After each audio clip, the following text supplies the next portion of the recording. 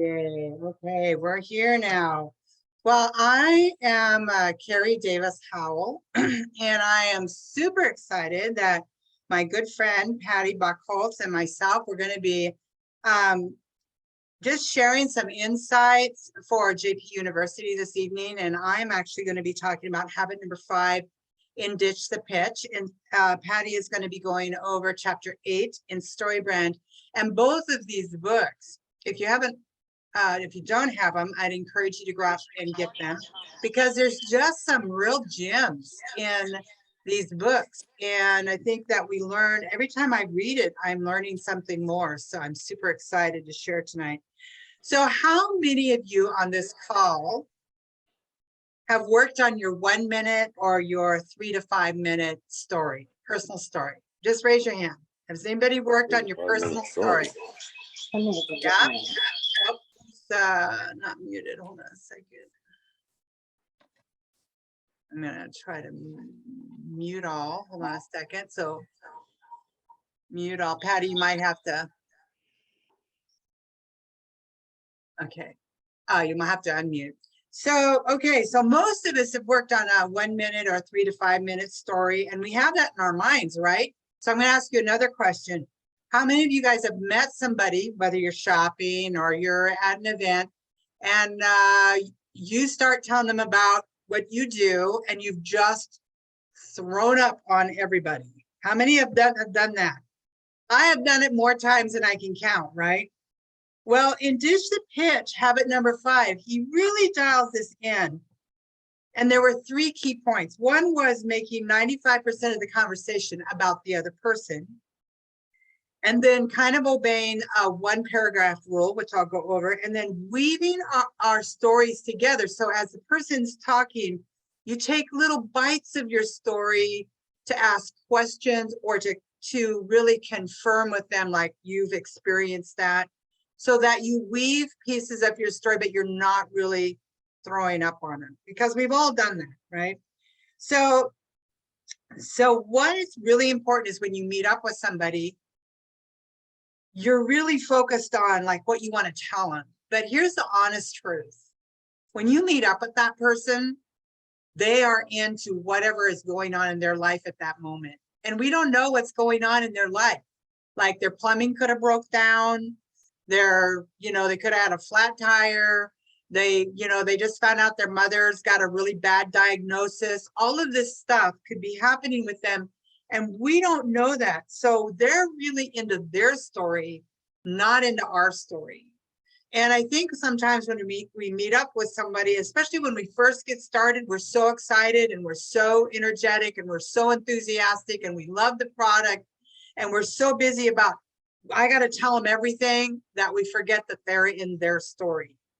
So it's really important to make sure that we devote about 95% of our conversation about them and their story. So it's super important to just really get in there and do that. So the number 1 rule we got to be thinking about is 95% of our conversation is got to be about your customer or your team member.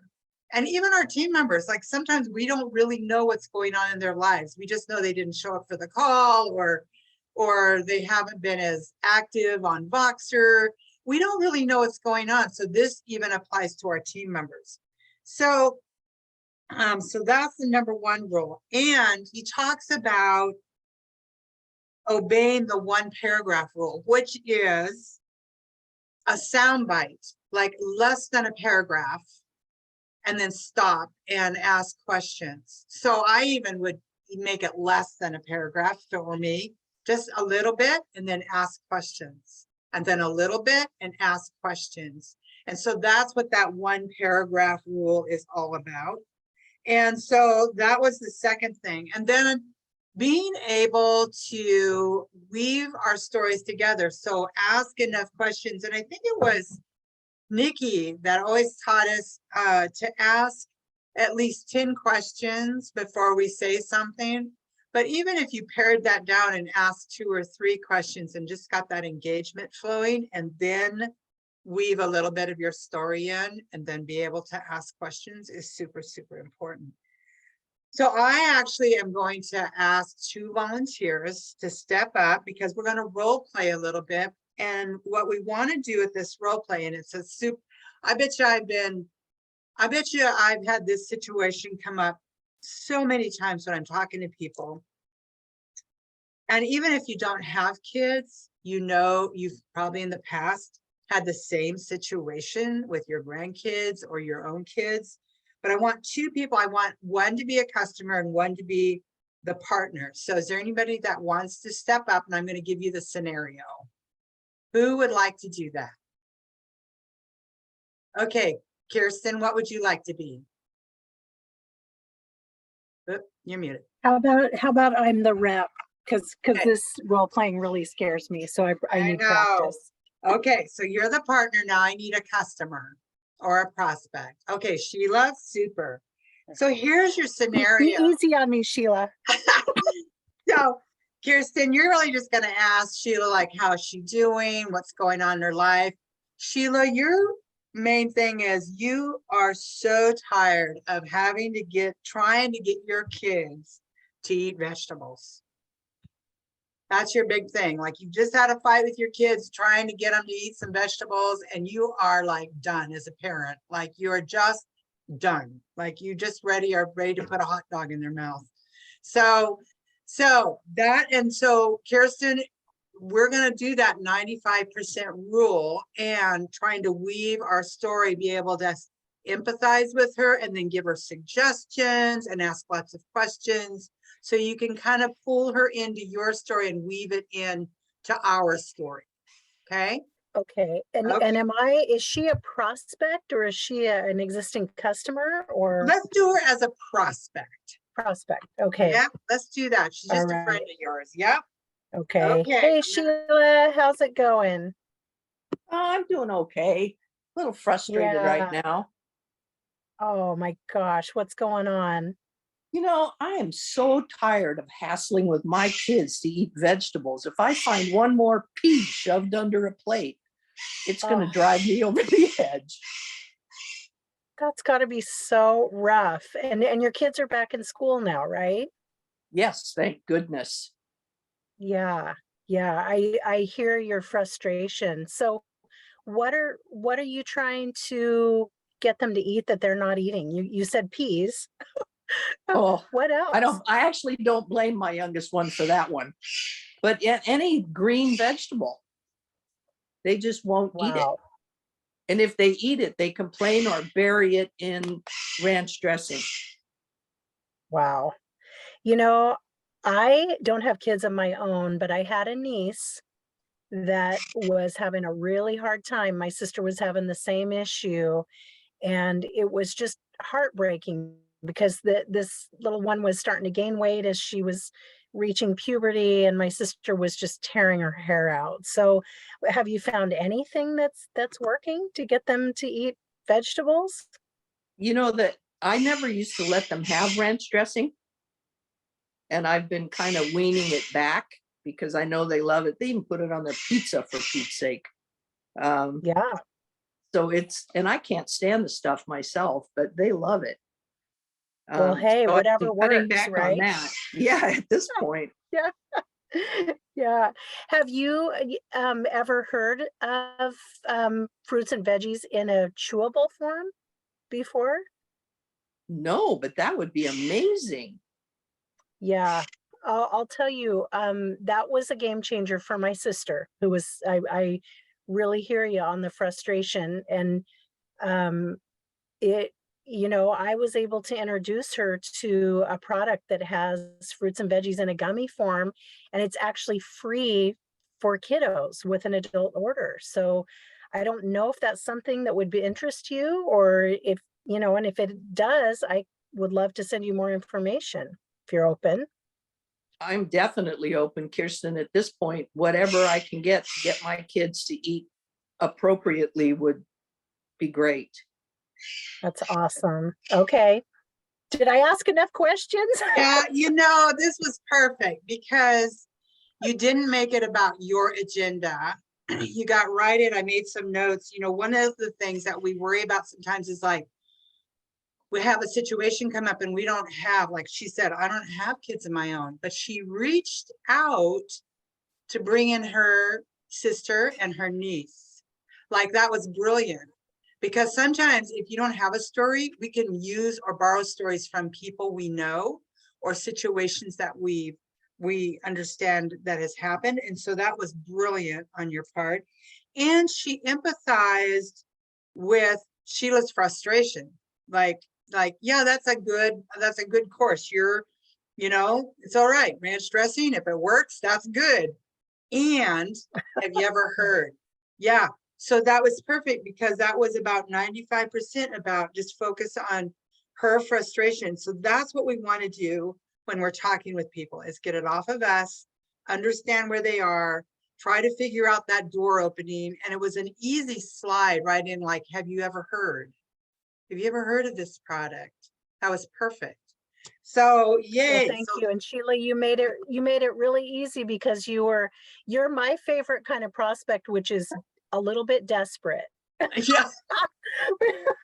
Which It's I so mean, really, true. that's where I was. That's where I was when I said yes Yeah. to Juice Plus. So you were kind of at that point of desperation, and we love stumbling on those people, right? That are just ready to try anything. So Right. thank you, Sheila. Yes. It was great. It was a great role play. Well, this is a perfect segue to hand it over to Patti. And Patti, go ahead and with your chapter 8 of Story Brand. Okay, I will. And first of all, I have to say, for those of us that have been in the business a while, we hear the word feel, felt, found, and so, but Kirsten did that totally with Sheila.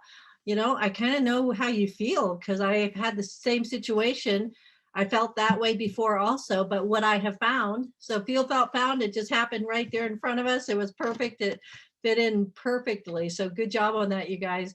So Story Brand, chapter number 8, and it's the call to action. Sometimes you'll hear the CTA, and we talk about call to action being like if you do a Facebook post, if you want engagement, you have to have a call to action. I have an amazing recipe with the healthiest protein powder ever. If you're interested, message me and I'll get you the recipe. That's the call to action, right? So you're trying to connect with them again off of Facebook if you can, or off social media. But so he talks about, we find a desire, what they need, which is, if you think of the scenario that Kirsten and Sheila just did, she totally did that. You identify their challenges, you have empathy for their feelings, and then you establish trust. So I think that was kind of happening with the conversation before. And I love, who knows the biology or the law that body in rest stays in rest, right? Or body motion stays in motion. I think that's a Newton law. And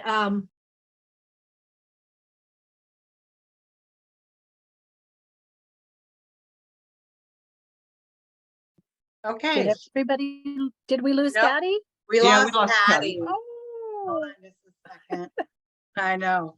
One of the risks of living up in the mountains. It is one of the risks. Right. Well, and with it is also with the weather starting to come in, I just don't know, if you have a good generator, you're good. right. I know. So hold on just a second. It's so funny, just covering what Patti was talking about, the call to action, that like how many times, and I'm sure some of you are the same way, that you're so afraid to make a phone call and do a follow-up. You're afraid of the rejection, but when you call them, they're like, oh, I'm so glad you called. Like, I've been meaning to call you for the last 2 weeks. Right. And that, and some of us, we call it one and done, like we forget to follow up with them. Or, we get, somebody says, yeah, I'm ready. And then we forget to ask them, like, are you ready to, like, okay, like, give me your credit card, right?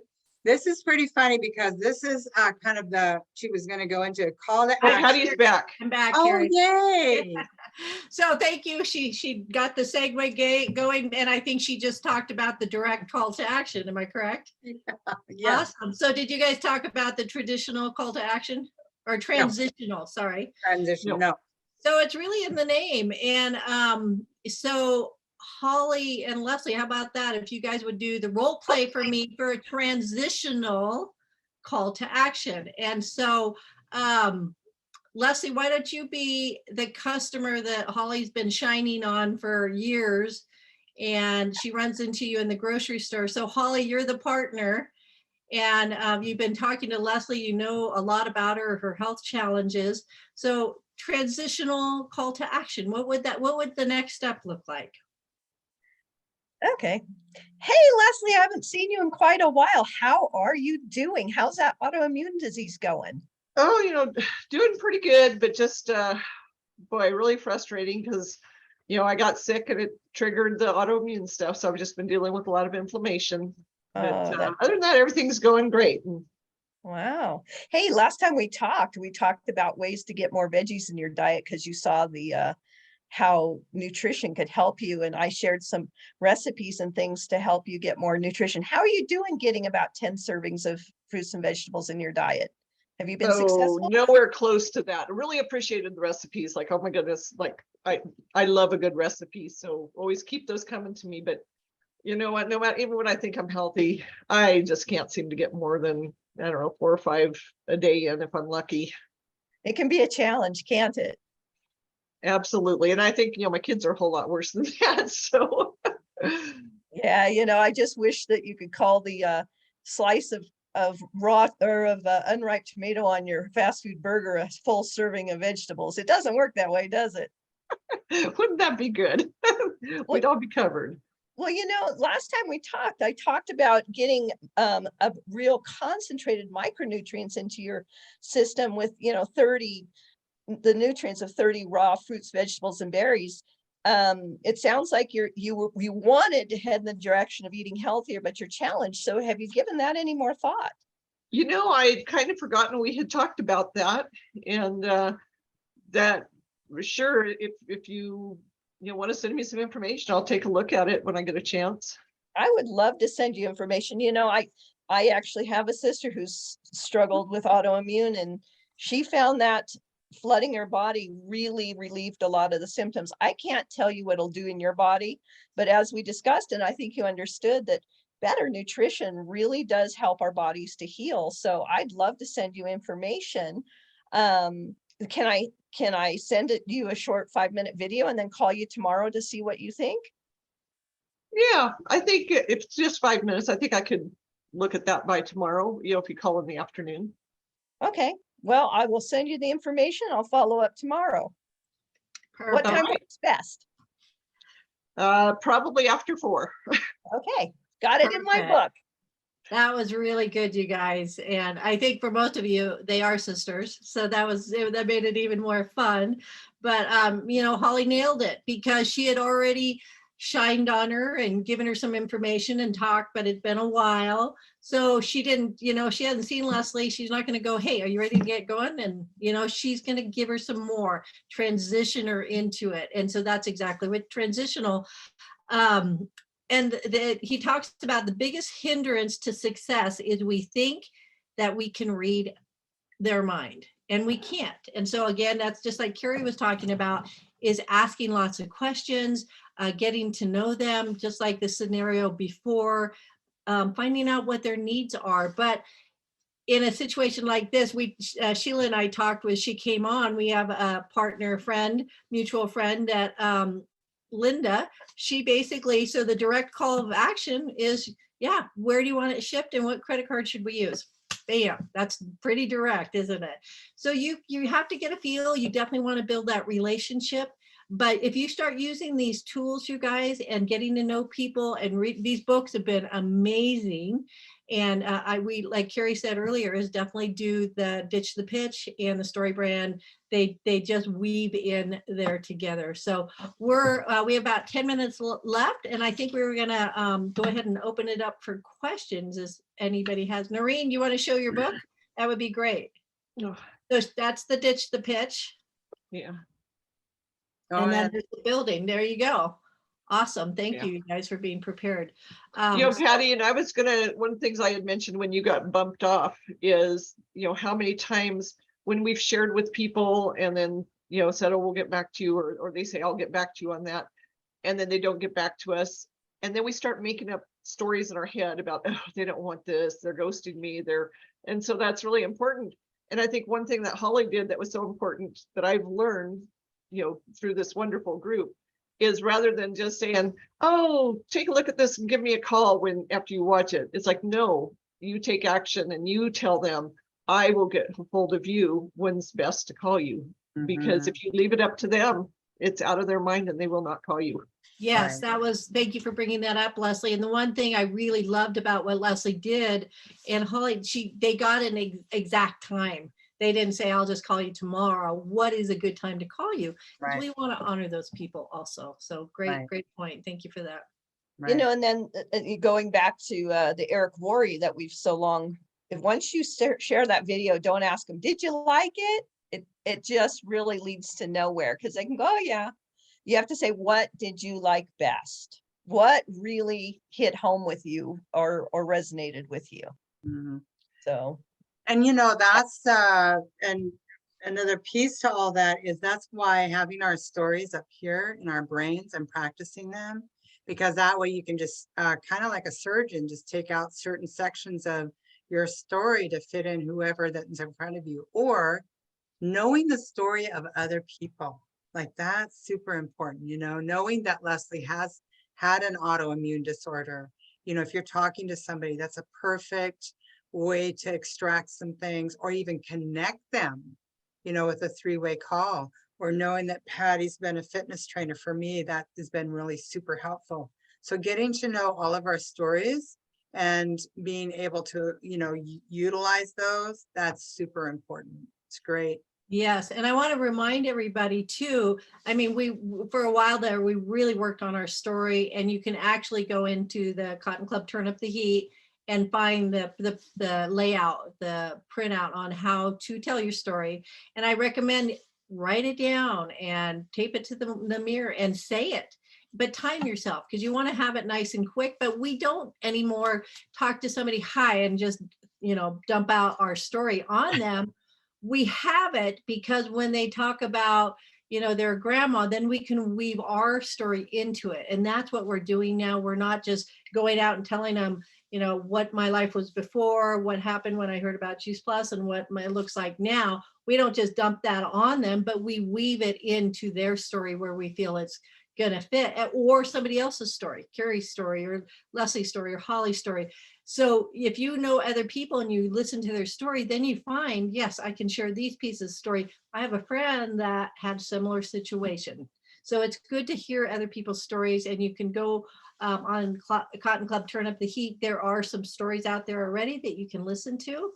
But yeah, great points. Great. Well, that's the thing, is we don't all have one story either, because I have autoimmune stuff. I also have a past history of migraines. I Right. also have a past history of sick children that were helped, or a dad with Alzheimer's that was helped with Juice Plus. So I have so many stories that I can kind of share from and borrow from. So whatever I share with people is based on what I'm getting back from them. I'm not going to tell them all the different aspects that Juice Plus has helped with. Right. It's so true. That's real true. That's great. Can I share? Go ahead, Beth. I was going to share. Hey, how are y'all doing? Good. I was thinking about, I never have my video on, probably because I was eating. Sorry. Anyway, I wanted to just share that one of the things, and I think somebody touched on this, but I try not to create their story in my brain or create their pushing back. Like I sometimes will be like, oh, they're not going to want this, or you know what I mean? Like, so create that negative story. So if I can just shut my brain up, which is, it's like a gerbil in there, so it gets a little hard, but I do try to like nip it and then just be really curious, very curious, like, oh, really? What's that like? I met a nurse this weekend. I was in the boarding queue for Southwest Airlines. You're just standing there next to people, and just started talking to her, and she was a surgical nurse. And so there was really so much to talk about there. And, then of course it just kind of unfolded, and she seemed very interested. So I, of course, got her number and stuff. And there was somebody, the follow-up is really important. That has been what I learned today, is really make a time to follow up, not just say, oh, I'll get back to you in a few days. Like, tell her, like, how does this time work? But the other thing I just want to say, there was an NMD speaker at the conference, and she said, and this is so me, it's like whoever's in it, she has that 3-foot rule. Like if you're in 3-foot radius of me, then you're going to hear my voice. Like that's just me anyway, whether I'm talking about Juice Plus or anyway. My kids are like, oh my God, here she goes again. But anyway, that's what I want to share. Thank you. No, that's good. All good stuff. Okay. Anybody else have a question? We're getting right here to the end. I Sure. just have a comment about the follow-up that I think was, again, back to Eric Worre.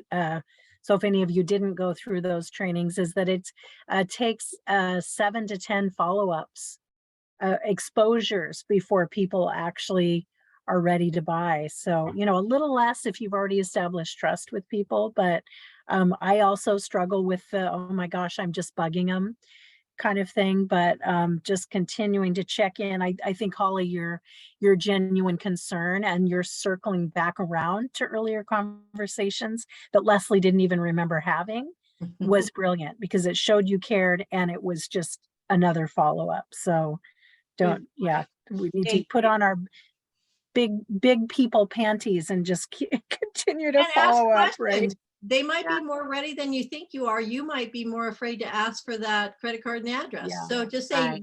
on Yeah. a scale of 1 to 10, where do you stand? Can I send you more information? Are you ready to get going? So just call to action, ask questions, see if they're ready. Yeah. And yeah, let's get things What going. And I- if I- yeah. And what I love about this team is instead of having FU calls, we have love calls, because we want to love on them, because this is this incredible team with a heart and we want to love on them. So call them love calls, get that in your brain, because it makes it so much more fun than having an FU call. Right? So I want to thank everybody for joining us this evening, and I hope this was really helpful. It's live on Facebook, and we also recorded it so you can go back. So thank you, everyone. We appreciate you joining us. All right. Okay, good Good night. seeing Have a great everybody. evening, everyone. Bye-bye. Bye.